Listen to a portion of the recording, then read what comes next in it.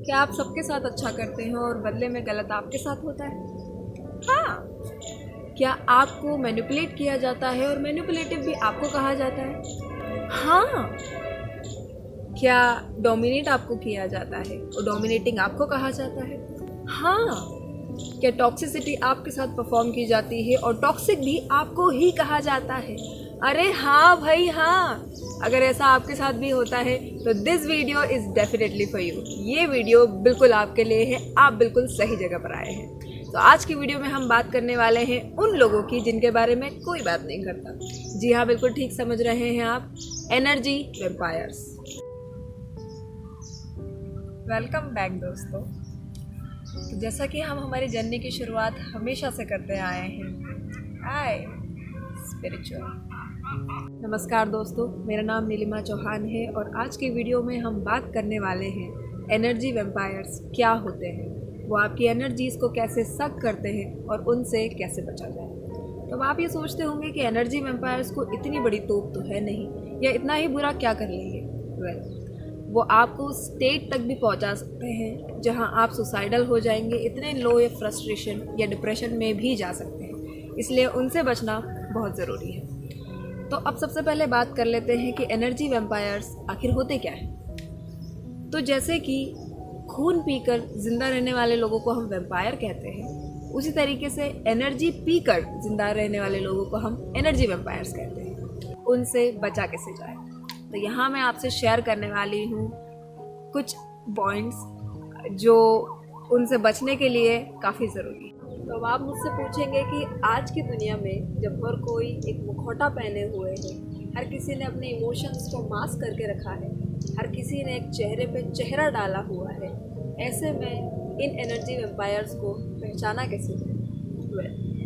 ऐसा बहुत बार हो सकता है कि ऐसे लोग धोखा देने में बहुत माहिर हो, लेकिन फिर भी जो पॉइंट्स मैं आपको अभी बताने वाली हूँ, अगर वो पॉइंट्स आप उन लोगों की पहचान करते वक्त या जब वो लोग आपकी लाइफ में आए उस वक्त अगर आप ये पॉइंट्स परखने की शुरुआत कर दें कि हाँ ये पॉइंट उस व्यक्ति में है या नहीं, या इस तरह से वो बिहेव करता है या नहीं, या ये गुण ये ट्रेड उसमें है या नहीं, आई एम श्योर आप ऐसे लोगों से डेफिनेटली बच पाएंगे। सो बिना कोई देर किए लेट्स बिगिन।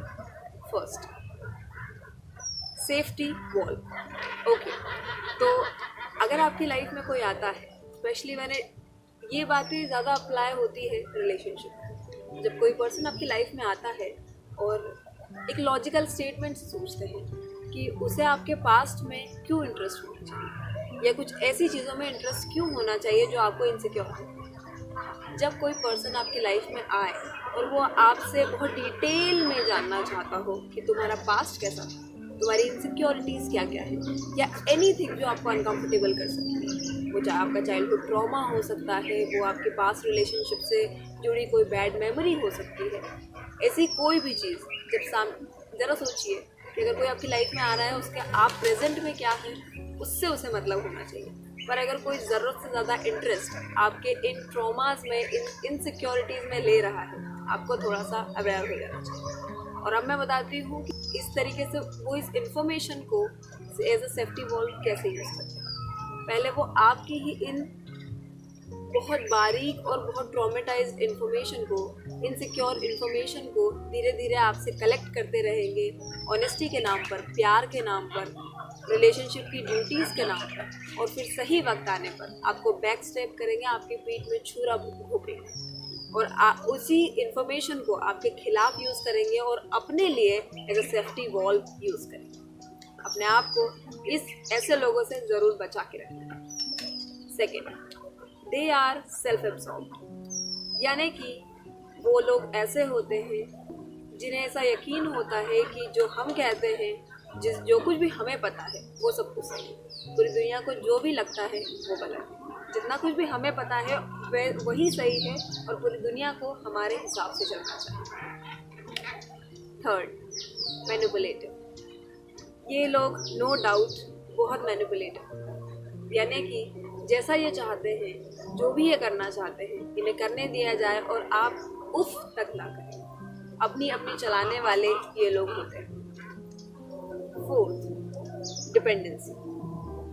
तो क्या आप अपनी लाइफ में ऐसे लोगों से मिले हैं जो आपको अपने ही लोगों के खिलाफ भड़काते हैं? जस्ट लाइक आपकी लाइफ में कोई एक टॉक्सिक बॉयफ्रेंड आता है और उसे आपके मेल फ्रेंड्स पसंद नहीं, या आपकी लाइफ में कोई ऐसी गर्लफ्रेंड आती है जिसे आपके दोस्तों से मिलना पसंद नहीं है और वो हमेशा कंप्लेन करती है या कंप्लेन करता है कि आपके दोस्तों से क्यों पसंद है, और धीरे धीरे धीरे करके वो आपके दोस्तों को आपसे बिल्कुल दूर कर देता है और एक वक्त ऐसा आता है कि आप उस पर्सन पे टोटली डिपेंडेंट हो जाते हैं, इमोशनली, मेंटली, साइकोलॉजिकली, हर तरीके से आप उस पर्सन के ऊपर डिपेंड हो जाते हैं। और फिर एक वक्त वो भी आएगा जब उस इमोशंस का फ़ायदा उठाकर वो पर्सन आपके अपनों से दूर करेगा और फिर खुद भी छोड़कर चला जाएगा। Fourth point, they change you. Yes, the most important point कि वो आपको बदलते हैं। क्या आपने ऐसा सुना है अपने रिलेशनशिप में, जब आप किसी पर्सन के साथ नए नए रिलेशनशिप में आते हैं और जब आप धीरे धीरे बदलने लगते हैं, आपके दोस्त आपको बोलने लगेंगे, आपके परिवार, आपकी फैमिली, आपके रिलेटिव्स आपको बोलने लगेंगे, यार तू बदलने लगा है, यार तू बदलने लगी है। और आपके दोस्त ये देख पा रहे हैं कि ये चेंज हेल्दी नहीं है। आप बदल रहे हो उस इंसान के लिए जो इंसान आपकी लाइफ में आया है, पर ये वो चेंज नहीं है, आप ये रियल में नहीं है।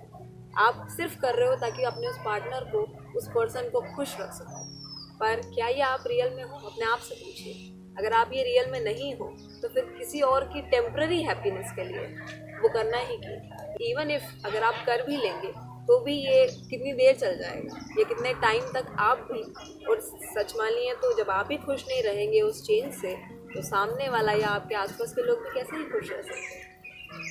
तो इसीलिए अगर आप किसी के लिए बदल रहे हैं तो आप मत बदलिए। आपका वो बदलाव सिर्फ आपके लिए होना चाहिए। ये सबसे पहली ग्रोथ आपकी होना चाहिए उस बदलाव से। Fifth, the guilty party. Okay, मैं किसी फ्रेंड्स पार्टी की बात नहीं कर रही, गिल्टी होने की बात कर रही हूँ, द गिल्टी पार्टी।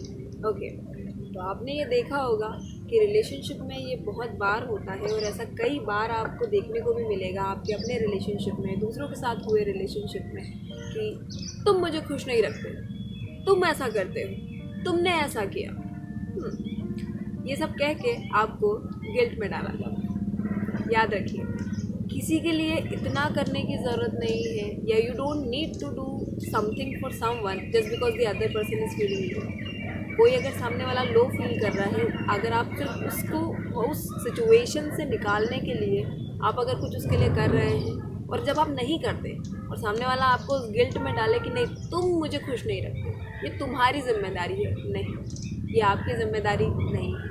सबसे पहली जिम्मेदारी उनकी तरफ है कि वो अपने आप को खुश रखते हैं।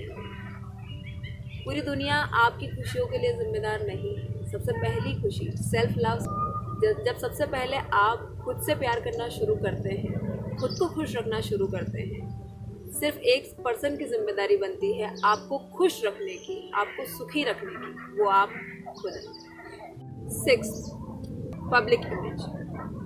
ओके, तो क्या आपने ऐसे लोगों को नोटिस किया है जो वेटर के साथ आपके सामने अलग बिहेव करते हैं और पर्सनली अलग बिहेव करते हैं, या आपको जब आपके साथ अकेले में होते हैं तो बहुत डिसरिस्पेक्ट तरीके से या बहुत डिसरिस्पेक्टफुल होके या बहुत बेइज्जती से बात करते हैं। आपको लगता है कि यार ये कैसे बात कर रहा है मुझसे, या तुम कैसे बात करते हो मुझसे।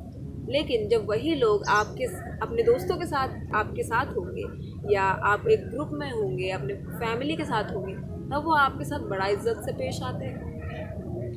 तो ये जो पब्लिक इमेज वाले लोग होते हैं, ऐसे लोग जो एनर्जी वेम्पायर्स हैं, उन्हें अपनी इमेज का बड़ा ध्यान है कि बाहर उनकी इमेज कैसी पेश हो रही है। और सच बताऊं तो अपनी इस इमेज को बचाने के लिए वो कुछ भी करेंगे। इसलिए अगर कोई भी आपके साथ पर्सनली बहुत अलग बिहेव करता है, बहुत एब्यूजिव होता है या बहुत मैनिपुलेटिव होता है, बहुत अपनी चलाता है, आपकी सुनने को तैयार नहीं होता है और हर चीज़ का दोष आप पर मरता है, उसकी लाइफ में कुछ गलत हो रहा है तो आप जिम्मेदार हैं, उसकी लाइफ में कुछ अच्छा नहीं हो रहा है तो आप जिम्मेदार हैं। आप उसे खुश नहीं रखते, आप उसके साथ अच्छे से नहीं रहते, आप वो उसकी सारी प्रॉब्लम की जड़ आप, तो आप समझ जाइए ये वो पर्सन नहीं है जिसकी लाइफ में आपको होना चाहिए। तो अगर ऐसे लोग आपकी लाइफ में आते हैं जिन्हें अपनी पब्लिक इमेज का बहुत ध्यान होता है, और जब वो पब्लिक में होते हैं तो बहुत अच्छा बिहेव करते हैं, एक अपनी सर्टेन इमेज लेके चलते हैं, लेकिन ऐसे ही लोग जब आपके साथ पर्सनली होते हैं वो उतने ही डिसरिस्पेक्टफुल, उतने ही ज़्यादा मैनिपुलेटिव और उतने ही बुरे व्यवहार वाले व्यक्ति होते हैं। तो आपको ऐसे लोगों से बचने की जरूरत है। पॉइंट्स थे जिसमें मैंने आपको समझाया है कि कैसे आप इन लोगों की ये ट्रेड्स पहचान कर इन लोगों से बचें। आपको अब तक ये समझ में आ चुका होगा कि इन लोगों को कैसे पहचानना है। अब मैं आपसे शेयर करने वाली हूँ कि कैसे आप इन लोग, अब आपने ये तो समझ लिया कि इन लोगों को पहचानना कैसे है, अब हमें इनसे बचना भी तो मैं आपसे कुछ टिप्स शेयर करने वाली हूँ, कुछ मेन पॉइंट्स शेयर करने वाली हूँ जिनके थ्रू आप ऐसे लोगों से न सिर्फ दूरी बना के रह पाएंगे, बल्कि अगर ऐसे लोग आपकी लाइफ में आ भी जाते हैं तो भी आप ऐसे लोगों से अपने आप को सेव कर पाएंगे।